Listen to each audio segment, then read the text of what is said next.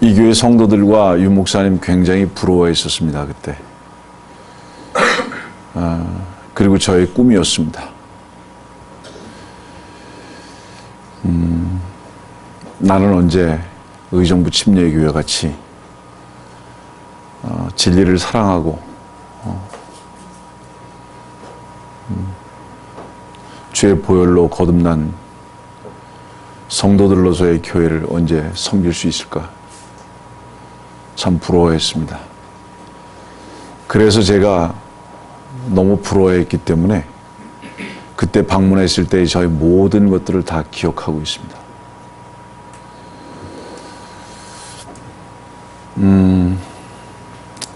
정말 오고 싶었습니다. 유 목사님 말씀하시기는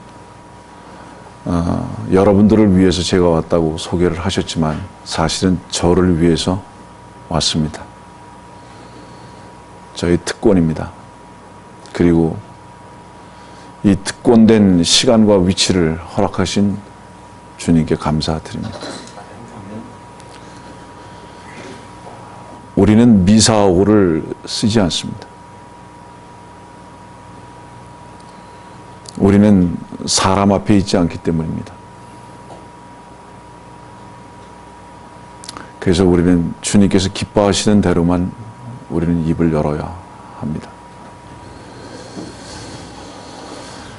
제가 섬기고 있는 북가주는 샌프란시스코입니다. 너무 아름다운 곳입니다. 제가 세계 여러 도시들을 다녀보지만 샌프란시스코 같이 그렇게 아름다운 도시는 별로 보기가 흔치 않습니다. 그러나 겉으로 볼 때 그렇다는 얘기입니다.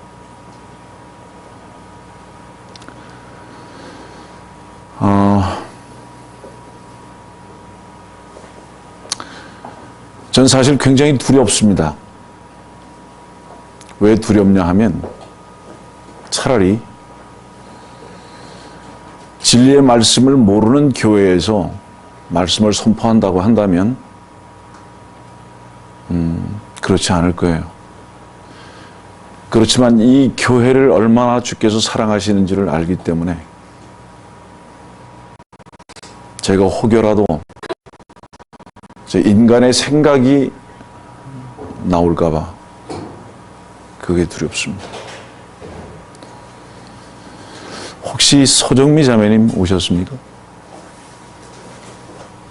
아직 안 오셨습니까?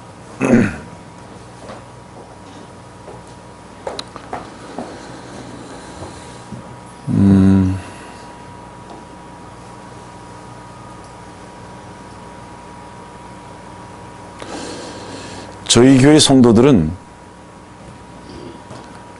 만일에 제가 같이 이곳을 오자고 했으면 90% 이상이 왔었을 것입니다. 저희 교회 성도들은 제가 어디를 가고자 하면 목숨 걸고 따라다닙니다.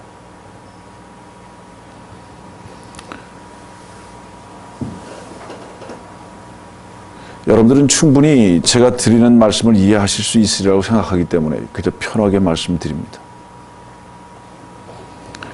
지난 8월 달에는 저희 교회 온 성도가 11,000km를 여행했습니다. 온 성도들이 같이 11,000km를 10박 11일을 움직였습니다. 캘리포니아에서 플로리다까지, 펜사콜라 플로리다까지 갔다가 거기서 다시 돌아왔는데 21개 주를 여행했습니다.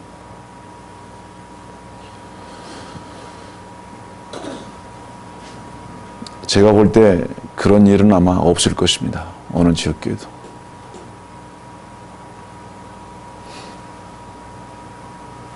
자동차로 11,000km를 여행한다는 것은 엄청난 위험이 따르고 또 엄청난 물질이 따르고 많은 시간을 요합니다.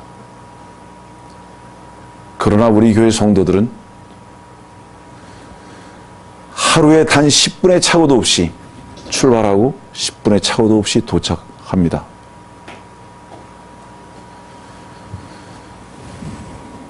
제가 하나님 앞에 정직하게 고백하는데 우리는 11일 동안 여행을 통해서 단 한마디의 불평도 들어본 적도 해본 적도 없습니다. 저는 그런 교회를 섬기고 있습니다.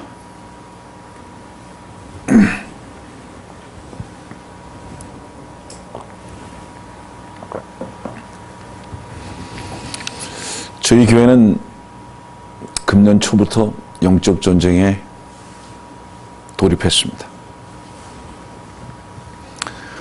제가 그렇게 선포를 했습니다. 그동안 저희 교회는 순결성을 유지하기 위해서 엄청난 기도와 또 노력을 했습니다.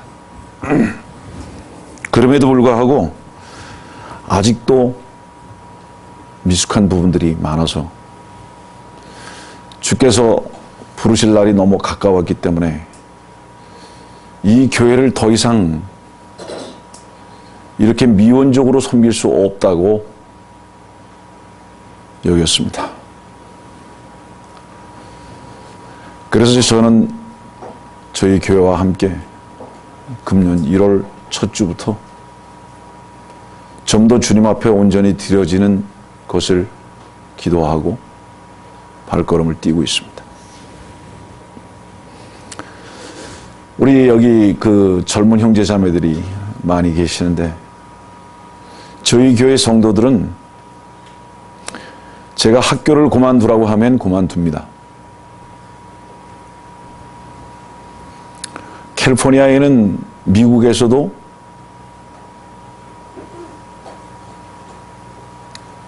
몇 손가락에 꼽히는 좋은 대학들이 있어요. 그런 초인류 대학을 다니는데도 제가 학교를 그만두라고 하면 그만둡니다. 혹시 이해가 안 되는 건 나중에 혹시 개인적으로 질문하세요. 그냥 넘기진 마십시오. 그리고 사사로이 해석은 하지 마십시오. 이렇게 말씀을 드리는 데는 여러분들이 듣는 것 이상의 엄청난 내용이 있다는 것을 아셔야 됩니다. 단순히 이렇게 표현하는 것으로 그냥 가볍게 평가하시면 오해하실 수 있어요. 사람들이 목사를 따르나 목사가 교주인가 뭐 그렇게도 생각할 수 있을 것입니다. 그런데 교회 성도들이 그렇게 되기까지 얼마나 주의 말씀 앞에 신실성을 보이고 있는가 라는 부분을 여러분들이 먼저 이해하셔야 합니다. 직장을 그만두라고 하면 그만둡니다. 사업을 바꾸라고 하면 바꿉니다. 이혼을 해야 된다고 생각했으면 이혼합니다.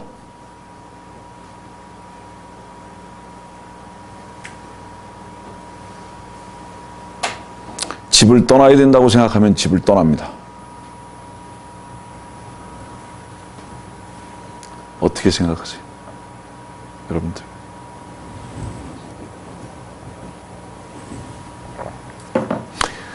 그리스도인이라는 것은 자기 이름이 없습니다.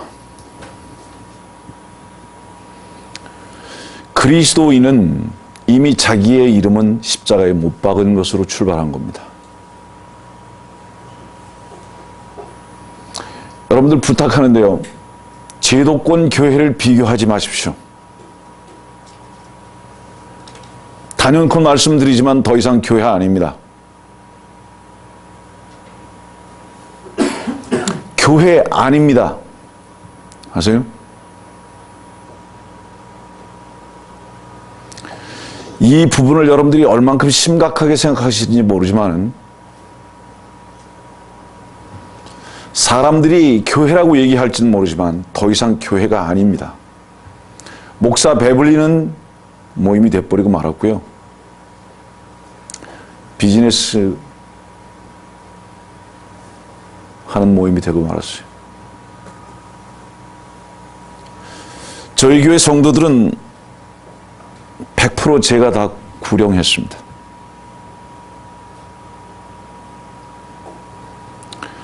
저희 교회는 일주일에 5시간에서 6시간 성경 공부합니다.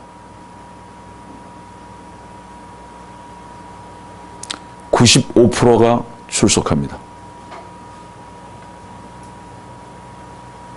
저희 교회는 5분이 늦으면 문을 열어주지 않습니다.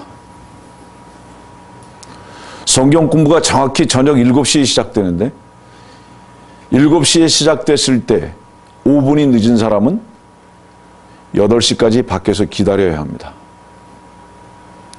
그리고 8시부터 5분 동안 휴식하는 시간에 들어옵니다.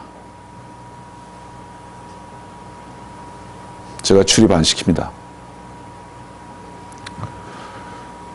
사람들은 수단과 방법을 가리지 아니하고 7시까지 도착하기 위해서 몸부림을 칩니다. 예를 들어서 직장에서 자르려면 자르라고.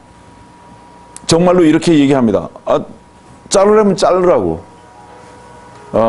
나는 정말 이 직장에서 돈 버는 것이 목적이 아니기 때문에 대신에 오해하지 마세요. 다른 사람들보다도 우리 교회 성도들은 최소한 하루에 1시간에서 2시간 일 더 합니다. 직장에서. 토요일도 매주마다 나가서 거리 설교하는데 때로는 토요일도 나가서 일하는 형제도 있습니다. 이유가 뭔가? 다른 때에 직장에 더 열심으로 충성을 함으로 말미암아 쉽게 얘기하면 불성실하다는 얘기를 듣지 않아야 하기 때문입니다. 그래서 자기가 속한 그 회사에서 철저하게 인정받도록 일하고 대신에 성경 공부에는 결코 빠지지 않습니다.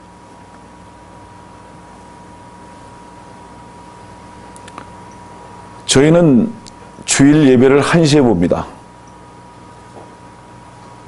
주일 예배를 1시에 보는데 11시 30분부터 성경 공부를 합니다.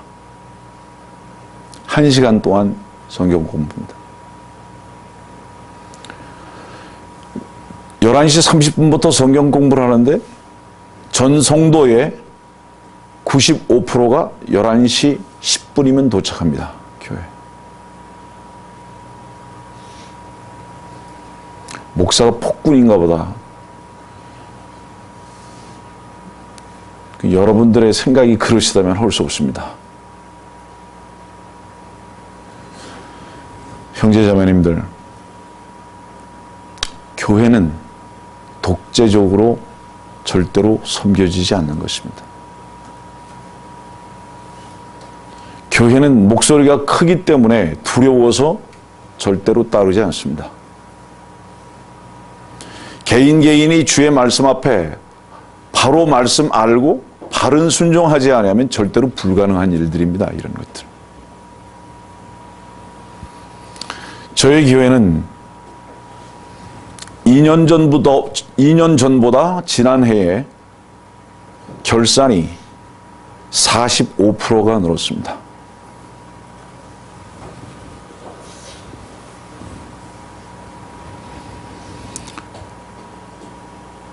제가 구체적으로 액수를 말씀을 드리진 않지만은 저희 교회 성도들의 위치에서 볼 때는 너무나 기적적인 예산 집행이었어요.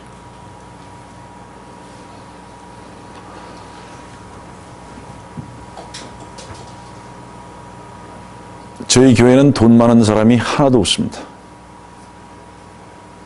전부 다 직장 생활하는 사람들입니다.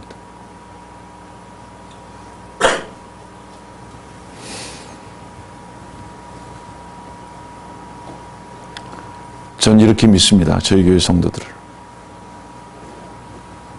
내일이라도 전화해서 빨리 비행기표를 끊어서 한국으로 좀 오라고. 그러면 제가 분명히 믿기는 이번 주 안으로 도착할 사람이 교회 성도들의 반은 될 것입니다. 다음 주 중으로 도착할 수 있는 사람들이 교회 성도들의 90%는 될 것입니다. 여러분들은 이 교회 목사님을 그렇게 따르고 계십니까?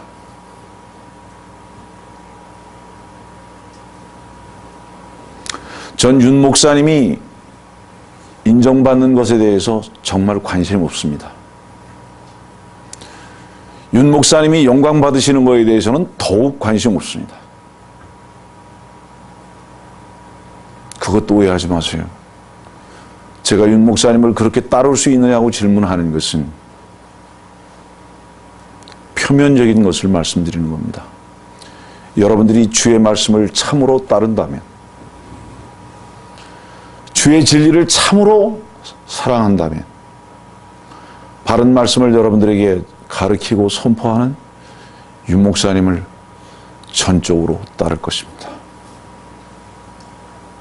과연 여러분들은 그렇게 하고 계시나요?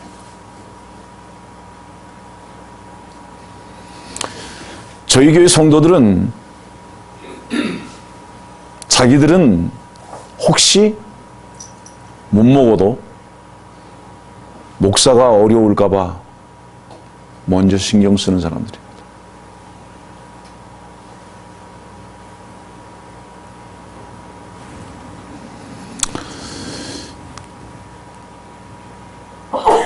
한 가지 아픈 거를 좀 여러분들에게 소개합니다. 저한테는 아들이 하나 있습니다.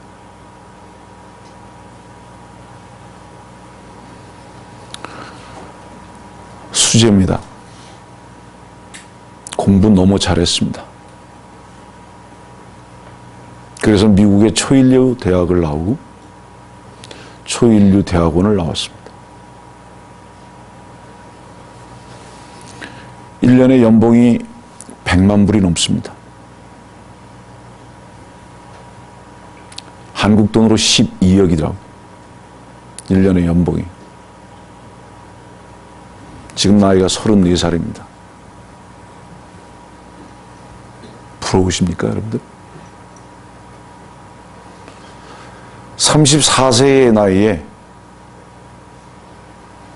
은행의 지점을 약 40개를 관리하는 미국 굴지은행의 부사장입니다.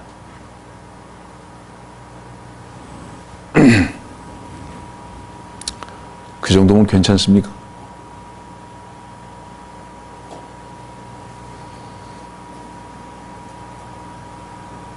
그런데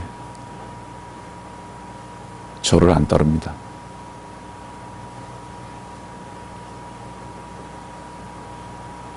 아들입니까? 더 이상 아들 아닙니다.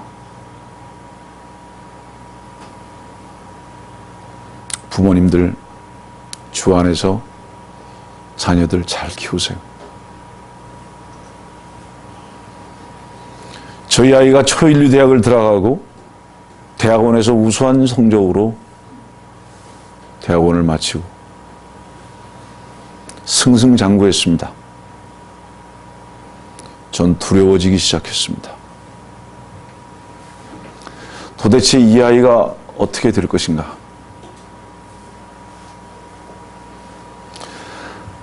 전 지금도 저희 아이만 생각하면 가슴이 떨립니다. 괴로워서 한때는 잠을 못 잤어요.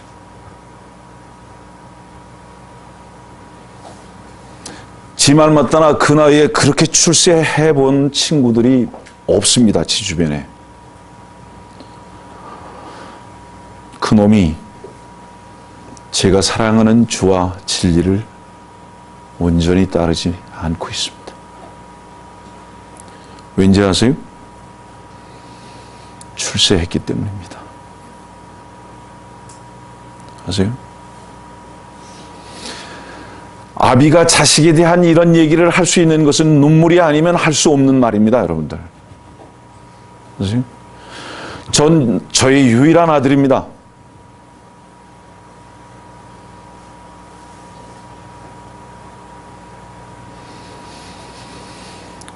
이 세상은 다 끝났습니다.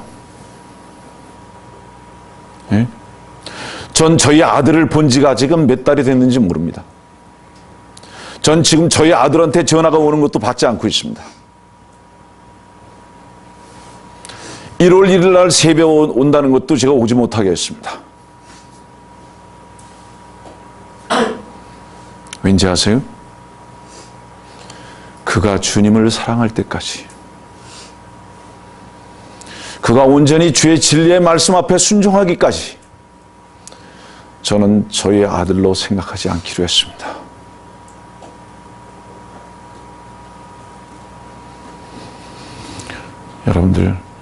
여러분들의 자녀보다, 여러분들의 사업체보다, 여러분들의 아내보다, 여러분들의 남편보다 주님을 더 사랑하십니까? 정말 주님을 더 사랑하시냐고요? 우리의 삶의 목적이 정말로 무엇이냐고요? 왜 사시냐고요? 하나님 앞에 거짓되지 아니하게 나의 오늘의 존재의 목적이 무엇이냐고요? 예?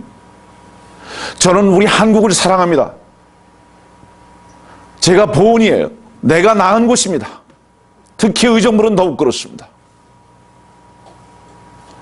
그렇지만 저는 한국을 생각할 때마다 내 마음이 너무 아픕니다.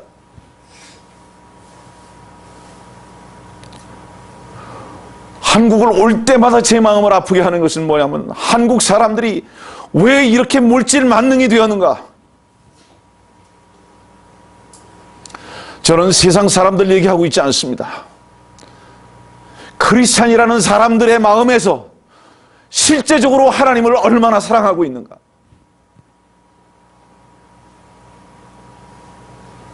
정말 그들의 존재는 무엇 때문에 존재하고 있는가?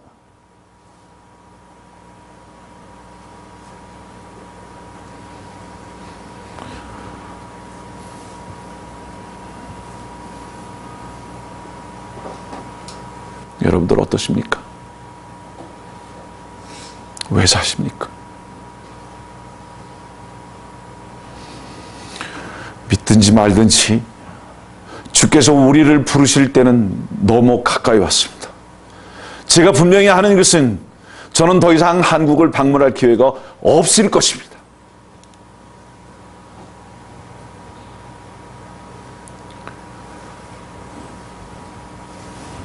주님 그리스도의 심판석에서 여러분들 어떻게 그분의 얼굴을 대할 것입니까? 주께서 보혈로 값주고 사셨습니까? 정말 그분이 여러분들의 주가 되셨습니까?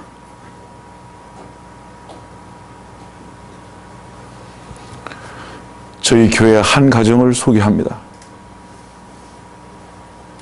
예쁜 딸들이 둘이 있고 마음씨 착한 아빠가 있고 엄마가 있는 4명이 한 가족을 이룬 한 집이 있었어요. 그 가정이 저희 교회에 출석한 지는 2년 반 됐습니다. 세 사람은 구원받고 거듭났습니다. 엄마는 아니에요. 제가 여러 차례 권면했습니다. 구원받으라고. 자기는 구원받았대요. 그 부분에 대해서 저는 구체적으로 말씀을 드리지는 않습니다. 구원받지 않았으니까 구원받으라고. 급기야 작년 말에 어떤 일이 있었는가? 그 엄마가 집을 뛰쳐나갔습니다.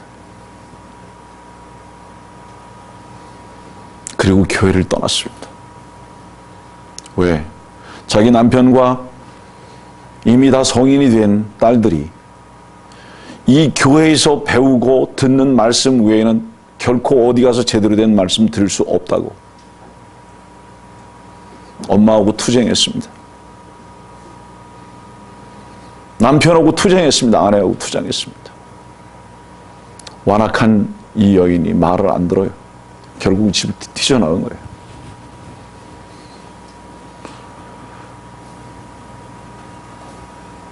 제가 어떻게 했는지 아세요?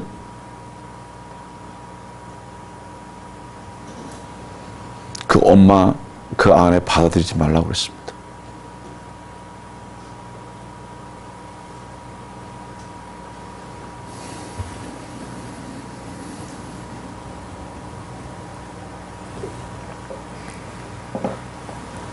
그런데요, 더 엄청난 사실이 뭔지 아세요?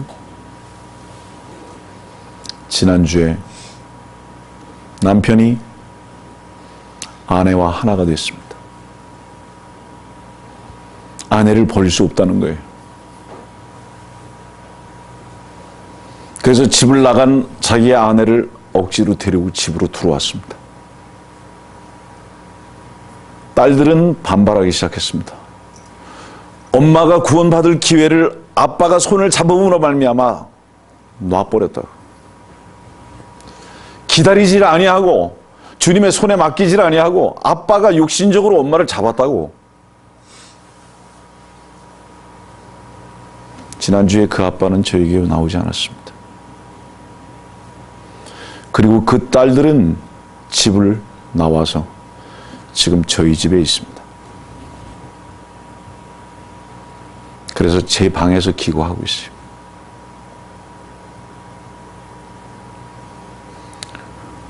진리를 위한 투쟁이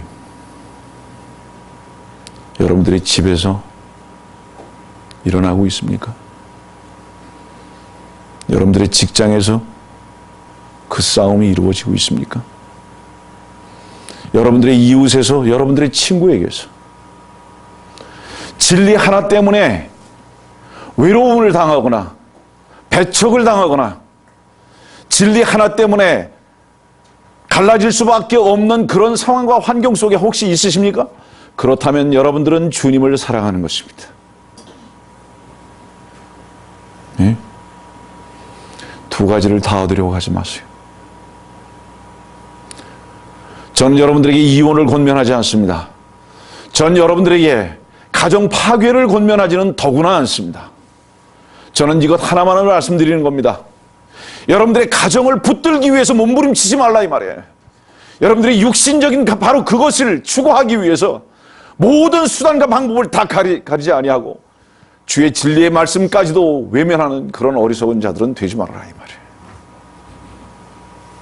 네? 여러분들의 신체적인 최고의 가치가 무엇인가를 점검하라 이 말이에요. 여러분들이 참으로 그리스도인으로 사는가? 여러분들이 입으로만 주를 주로 고백하고 있는가? 주의 말씀 앞에 스스로 여러분들을 점검하고 돌아보시라 이 말이에요. 우리는 거짓말쟁이가 되서는 안 됩니다. 우리는 종교인들과 같이 위선자가 되서는 안 됩니다. 주님은 마음을 보십니다. 사랑하는 성도 여러분들, 여러분들은 참으로 하나님 앞에 어떤 존재인가 이 말이에요. 여러분들은 참으로 진리를 사랑하고 있는가 이 말이에요. 불의를 기뻐하지 않는가?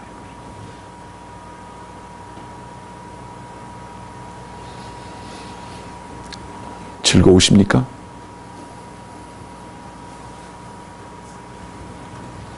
주께서 이 땅에 계시는 동안 얼마나 기뻐하셨습니까?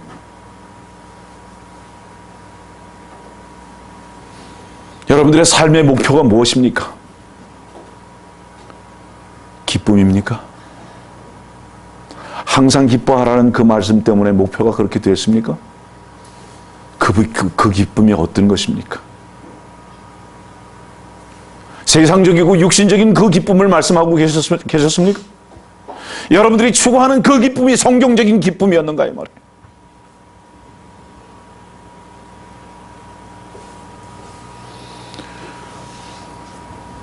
잠을 못 잡니다. 전 잠을 못 자요.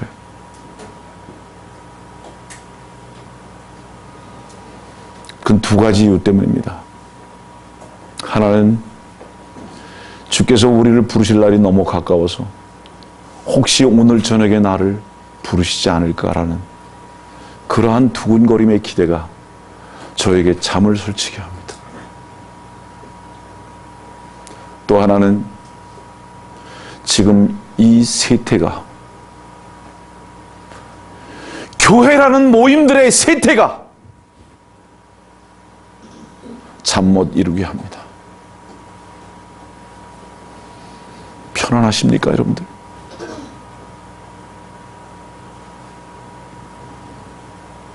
잘 잡숫고 잘 주무시고 사십니까, 여러분들? 주님의 마음을 가져보신 적은 있으십니까, 여러분들? 여러분들의 정체성을 한번 생각해 보세요.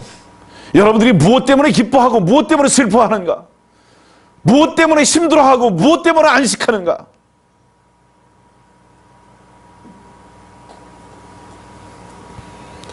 우리가 진리를 사랑하는 성경대로 믿는 그리스도인입니까? 주께서 이렇게 말씀하셨어요. 너희가 성경도 하나님의 능력도 모름으로 오해했다고. 성경을 아십니까, 여러분들? 잘 아시는 것입니다. 그러나 하나님의 능력을 모르는 성경을 아는 것은 아무짝에 소용이 없어요.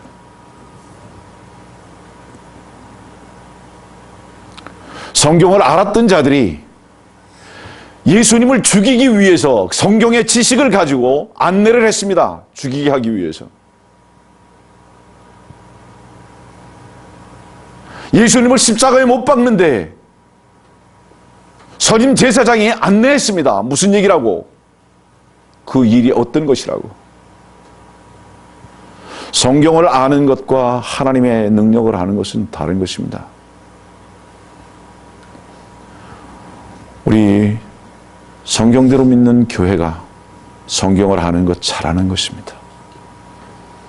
그러나 아는 그 말씀이 과연 여러분들에게 참된 능력이 됐습니까? 네?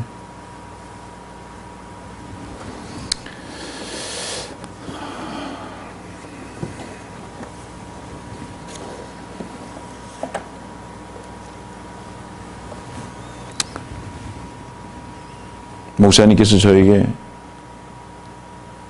자유로운 시간을 주셔서 시간에 구애받지 않고 그냥 이렇게 말씀드립니다. 사실 저는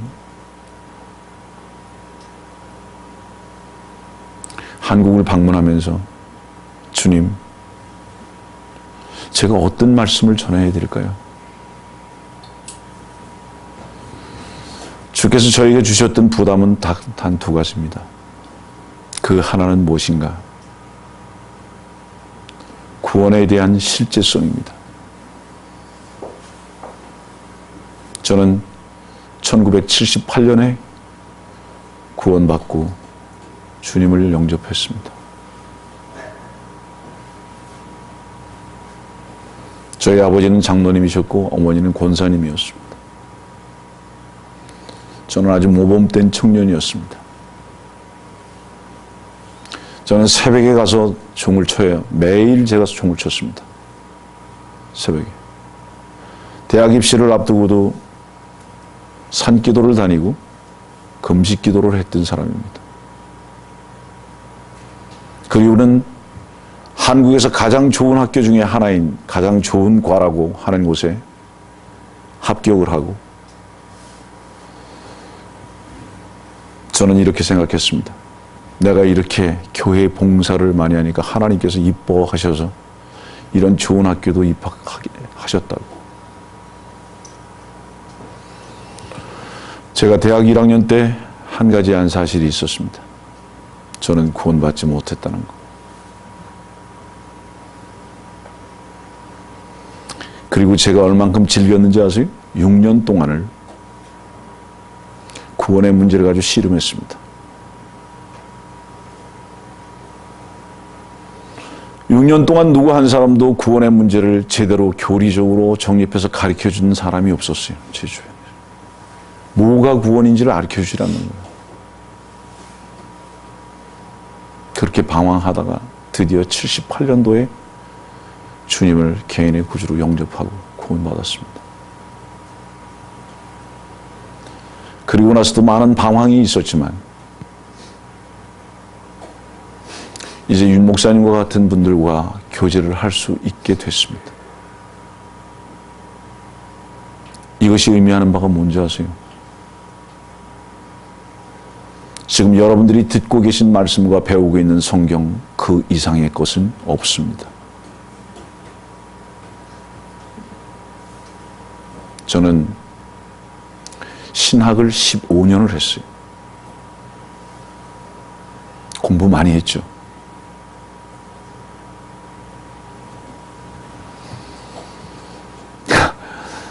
신학 15년 했다는 거 왜 말씀드리는지 아세요?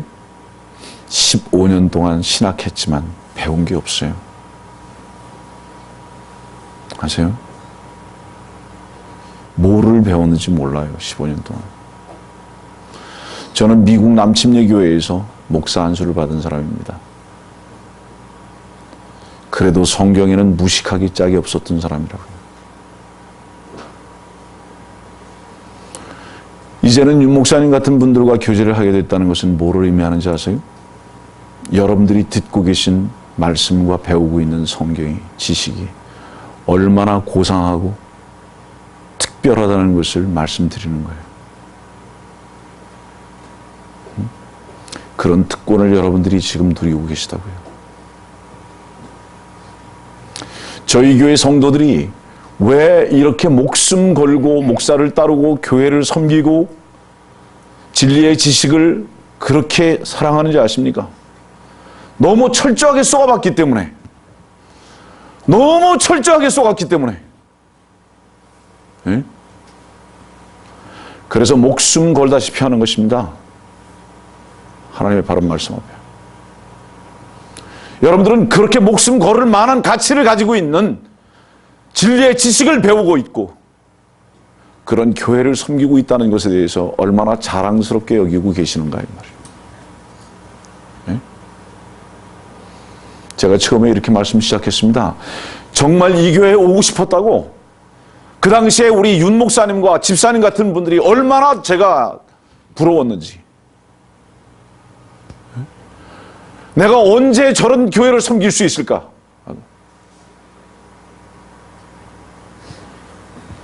지금 그런 교회에 여러분들이 계시다고요. 네? 그런 자랑스러운 교회에 여러분들이 계시다고요. 여러분들 목숨 걸을 만한 곳입니다. 아세요? 여러분들은 온 생애를 다 던져서 투자하더라도 부족한 교회를 섬기고 계시다 이 말이에요.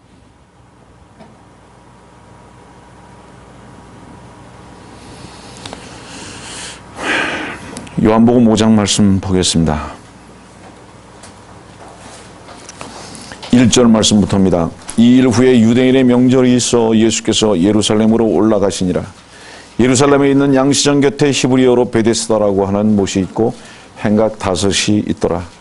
그 안에는 수많은 병든 사람이 누워 있는데 소경과 절름발이와 혈기 마른 자들이 물이 움직이기를 기다리고 있더라. 이는 천사가 어떤 때 그 못에 내려와 물을 움직이게 하는데 물이 움직일 때 먼저 들어간 사람은 어떤 병이 있든지 낫게 됨이라. 그런데 38년 동안 병을 앓던 한 사람이 거기 있더라. 예수께서 이 사람이 누워있는 것을 보시니 그가 오랫동안 병든 줄 아신지라. 그에게 말씀하시기를 네가 낫기를 원하느냐고 하시니 그 병든 사람이 대답하기를 주여 물이 움직일 때 나를 못에다 밀어 넣어줄 사람이 없나이다. 그래서 내가 가는 도중에 다른 사람이 내 앞에 내려가나이다 라고 하니라. 예수께서 그에게 말씀하시기를 일어나서 네 침상을 들고 걸어가라 하시니 그 사람이 즉시 나은지라. 자기 침상을 들고 걸어가니 그날은 안식일이더라. 그러므로 유대인들이 변고침을 받은 사람에게 말하기를 안식일인데 네가 침상을 들고 가는 것이 합당치 아니하도다 라고 하니 그 사람이 그들에게 대답하기를 나를 낫게 해주신 그분이 내게 말씀하시기를 네 침상을 들고 걸어가라고 하더이다 라고 하더라. 그들이 그 사람에게 묻기를 너에게 네 침상을 들고 가라고 한 그 사람이 누구냐고 하더라. 그러나 병고침을 받은 사람은 그가 누구인지 알지 못하였으니 이는 예수께서 그곳에 사람들이 많음으로 자리를 뜨셨습니다. 그 예수께서 그 사람을 성전에서 만나 그에게 말씀하시기를 보라 내가 나았도다. 더 악한 일이 네게 일어나지 않도록 이제는 더 이상 죄를 짓지 말라고 하시더라. 그 사람이 가서 유대인들에게 자기를 고쳐준 사람은 예수였다고 말하더라. 그러므로 유대인들이 예수를 박해하고 또 죽이려고 하였으니 이는 주께서 이 일들을 안식일에 행하셨기 때문이라. 그러나 예수께서 그들에게 대답하시기를 나의 아버지께서 지금까지 일하시니 나도 일하노라고 하시더라.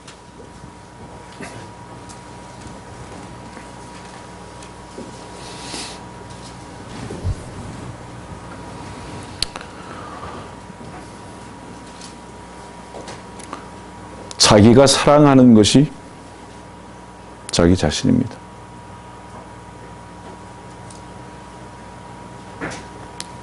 우리 할머니가 저한테 이렇게 얘기하셨습니다. 개도 물어가지 아니하는 돈을 좋아한다고. 개도 물어가지 아니하는 돈을 좋아한다고. 여러분들이 돈을 버는데 목숨을 건다면 개보다 못한 것입니다. 개는 돈이 없어서 자살하지 않습니다. 개는 돈 때문에 싸우지는 않습니다. 배고픈데 먹을 음식이 없어서 싸울 수는 있지만 돈 때문에 싸우지는 않습니다.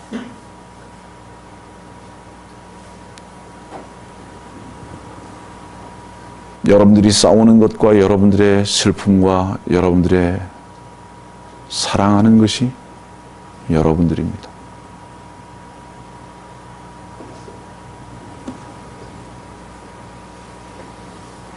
저는 점심값이 없어서 물로 배를 채운 적이 여러 번 있습니다. 미국에서. 복음을 전하러 가야 되는데 가스비가 없어서 집에 동전을 긁어 모아서 가스를 넣고 다닌 적도 여러 번 있습니다.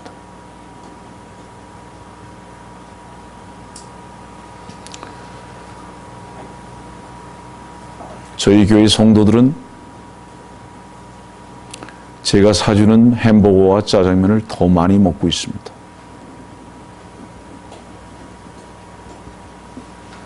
저는 한 번도 부족함이 없었습니다.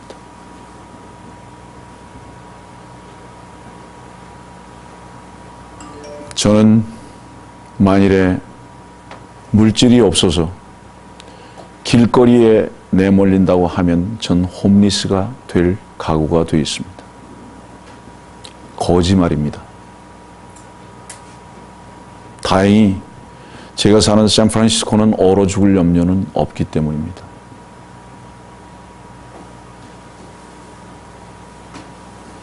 여러분들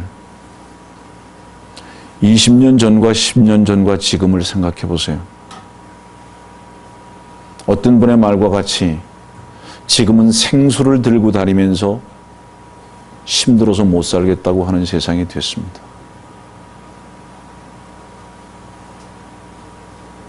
지금은 10년 전과 20년 전에 비해서 먹을 것이 더 풍성한데도 못 살겠다고 하는 사람들만 더 많이 늘어나고 있습니다. 여러분들 감사 있으십니까? 가장 어리석은 게 뭔지 아십니까? 내 옆에 이웃들과 나를 비교하는 것 같이 어리석은 존재는 없습니다. 비교하시려면 히브리서 11장에서 비교하시기 바랍니다. 네? 여러분들이 비교하시려면 고린도 후서에서 비교하시기 바랍니다. 사도 바울에게서 비교하시고 믿음의 선배들에게서 비교하시라고요.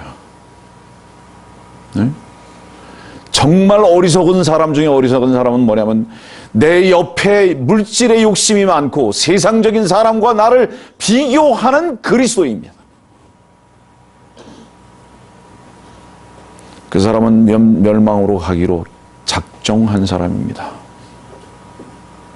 예?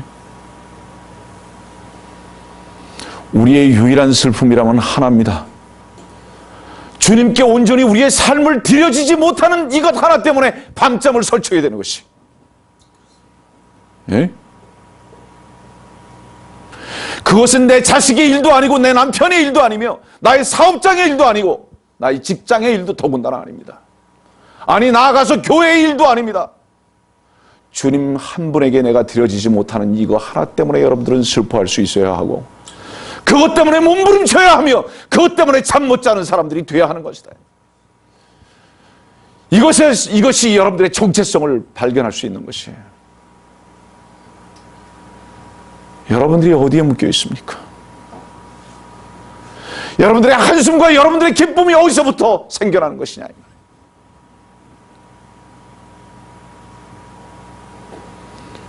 우리가 다른 교회 종교인들하고 다릅니까?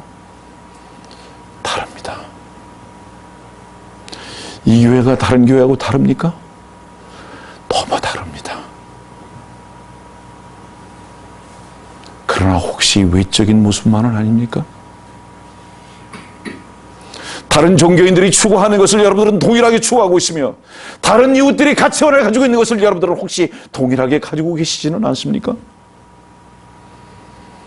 그렇다면 바른 성경을 보고 바른 진리를 배우기 때문에 다른 것이라고 여기십니까? 과연 여러분들의 본질은 정말 다른 것입니까?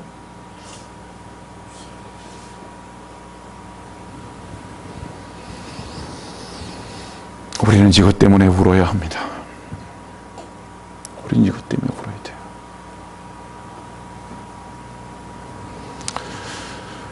세상을 이렇게 즐기고 세상의 모든 우리들의 뿌리를 두고 있음에도 불구하고 그것 때문에 만일 우리들이 아픔이 없다면 우리는 문둥병자들입니다. 문둥병의 특징이 뭡니까? 고통이 없어요. 귀가 떨어져 나가고 눈이 빠지고 손이 다 뭉그러져도 결코 고통을 느끼지 못하는 병, 문둥병입니다. 여러분들이 죄에 그렇게 깊이 뿌리를 받고 세상에 깊이 뿌리를 받고 삶에도 불구하고 그것 때문에 아픔이 없다면 여러분들은 그만큼 죄에 깊이 물들어 있는 것입니다.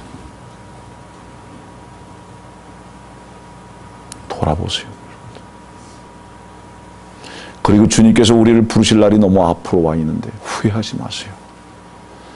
결코 그리스도 앞에서 여러분들 후회하는 그 후회는 하지 마세요.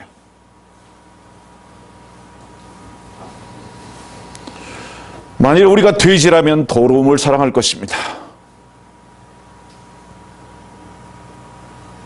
여러분들이 거듭나고 구원받았는데도 옛날에 좋아했던 것을 계속 좋아하고 있다면 우리는 토했던 곳으로 다시 돌아간 것입니다. 전 여러분들에게 교리를 설명하고 싶지는 않습니다. 오늘과 내일. 최소한 오늘과 내일은 여러분들이 그동안 목사님으로부터 배우신 교리를 이미 알고 계시기 때문에 교리 다루지 않을 것입니다. 실제로 여러분들은 어떤 삶을 살고 계시냐, 실제로.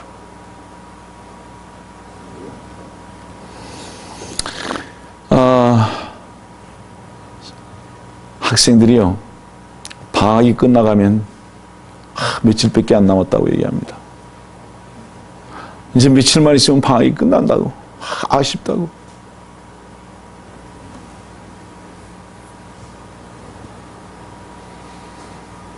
교회 가는 날이 즐겁습니까? 야, 이제 여기를 떠나면 언제 다시 올 것인가? 주 안에서의 참된 안식을 누리는 바로 이 장소를 떠난다면 언제 다시 이곳에 와서 주님 앞에 안식하고 주님을 기쁨으로 경배할 것인가에 대한 그 마음의 아쉬움이 있으십니까? 주의 이름을 찬양할 바로 그 시간을 여러분들은 혹시 가슴 조이면서 기다리고 계십니까? 저희 교회 성도들은 매주마다 그런 간증을 하는 성도들이 매주 있습니다.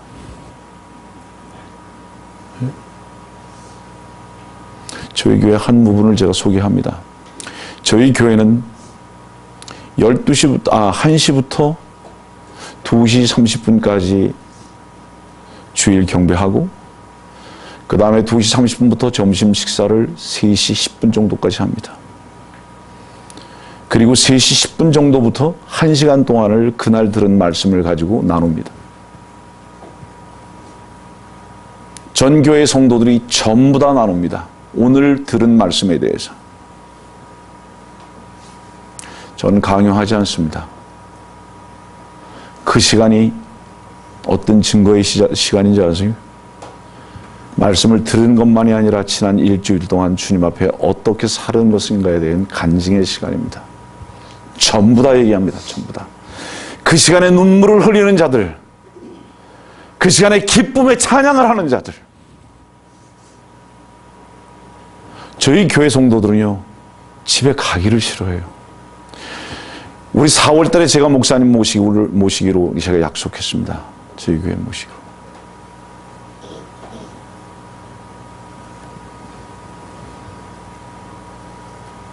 정말로 기쁨으로 달려옵니다, 교회. 지금까지 우리 교회 성도들은 늦어본 사람이 없어요. 전부 먼저 옵니다. 전부 먼저 옵니다. 그래서 최소한 예배가 시작되기 20분 전에 100% 전부 다 자리에 앉아 있습니다. 온 교회 성도들이 한 사람도 빠지지 않고 100% 자리에 앉아서 오늘 주실 말씀에 대해서 말씀 보고 묵상합니다. 이미 오늘의 말씀이 어떤 말씀을 증거할 것인가에 대해서 이미 소개를 하고 있기 때문에 그 말씀을 전부 최소한 20분 동안 보고 묵상한다고요. 그리고 말씀 듣는 시간으로 들어갑니다.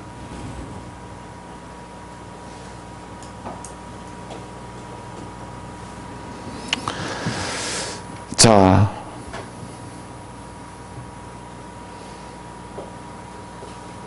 일하기 싫은 사람들이요, 휴가하고 싶어 합니다.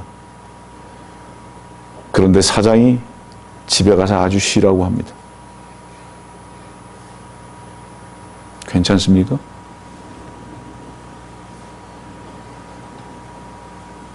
주 앞에 드려지는 삶이 어떠십니까, 여러분들? 혹시 피곤하십니까? 감격이 없으십니까? 가슴 두근거림이 없으십니까, 혹시? 저는요, 꼭 잠을 설칠 때가, 항상 잠을 설칠 때가 있어요. 그때가 언제냐면 토요일 밤입니다. 왜 토요일 밤은 잠을 설치느냐? 내일 말씀 전할 것 때문에 제가 잠을 설쳐요. 그리고 어떤 때는 밤새도록 그 말씀 때문에 잠을 못 잘 때가 좀 종종 있어요, 제가. 야, 이거 빨리 아침에 와서 빨리 교회에 가서 이 말씀을 우리 교회 성도들과 같이 전하고 같이 한 마음으로 이 말씀 앞에 있게 되기를 원하는 그 마음 때문에 가슴 두근거리면서 밤 지냅니다, 제가. 전 부끄러운 고백이지만 어떤 때는 어떤 일이 있는지 아세요? 주일날 아침 8시, 9시가 됐는데도 주님께서 어떤 말씀을 전할 것인가에 대해서 저한테 말씀 안 하십니다. 그럼 저는 주님께 이렇게 때를 씁니다. 네? 저 오늘 쉽니다. 아니 뭐 주님께서 설교하라고 어떤 말씀 안 주신다면 나 오늘 쉬겠습니다, 그냥. 아, 정말이에요.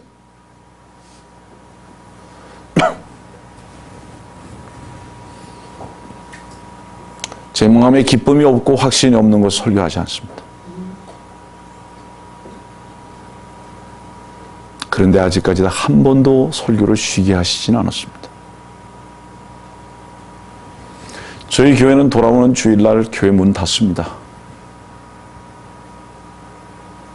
다 다른 교회로 보냈습니다.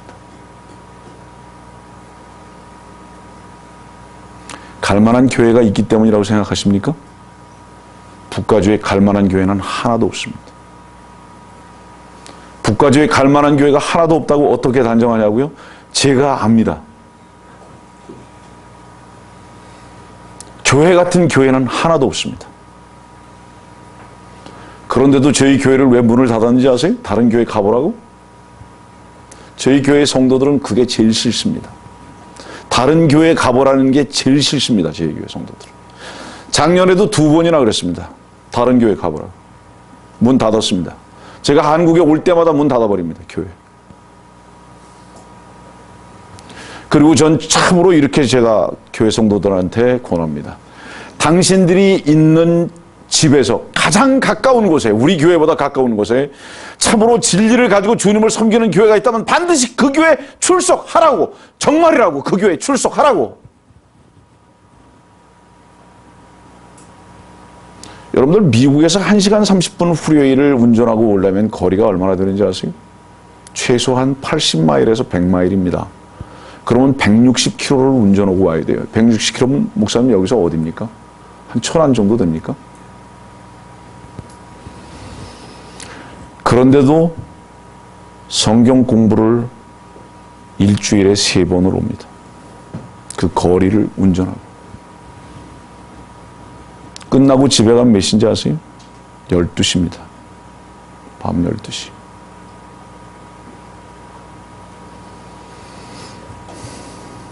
기쁨이 없이 가능합니까? 감사가 없이 그런 일이 가능합니까?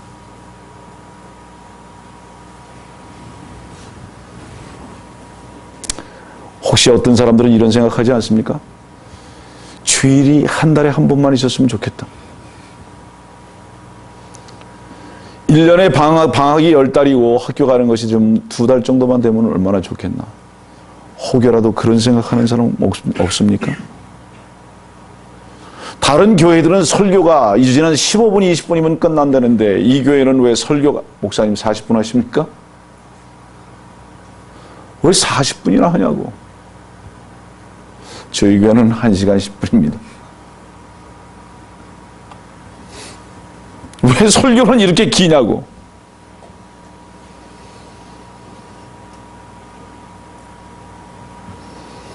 저희 교회는 교회에 출석하고 6개월 동안 저는 이름 모릅니다.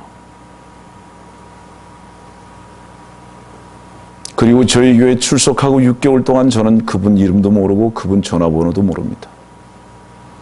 저는 그분이 어떤 일을 하는지도 더군다나 모릅니다. 저는 어떤 분이 저희 교회에 출석하면 결코 그분의 인포메이션을 물어보지 않습니다. 그리고 최소한 6개월 동안은 저는 전화도 하지 않습니다.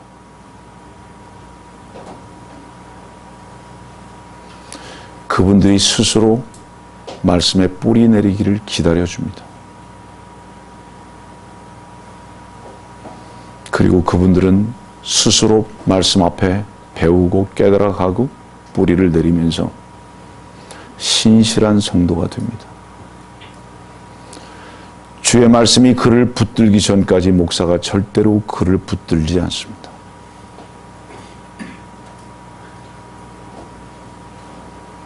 저희 교회 성도들입니다.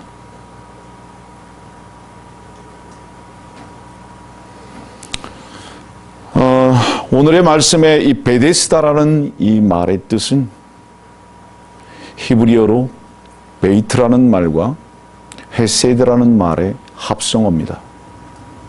다시 말하면 은혜의 집입니다. 은혜의 집이라는 것에 대한 합성어입니다. 그런데 문제는 그 은혜의 집 베데스다에 누가 모여 있느냐? 말씀 보세요. 3절 말씀입니다. 그 안에는 수많은 병든 사람이 누워 있는데 소경과 절름발이와 혈기 마른 자들이 물이 움직이기를 기다리고 있더라. 베데스다의 은혜의 집에 모여 있는 자들은 누구만 모여 있느냐? 소경과 절뚝발이와 혈기 마른 자들입니다. 은혜의 집에 있어야 할 만한 자들은 아무도 없어요. 전부 다 은혜와 상관없는 자들만 있습니다.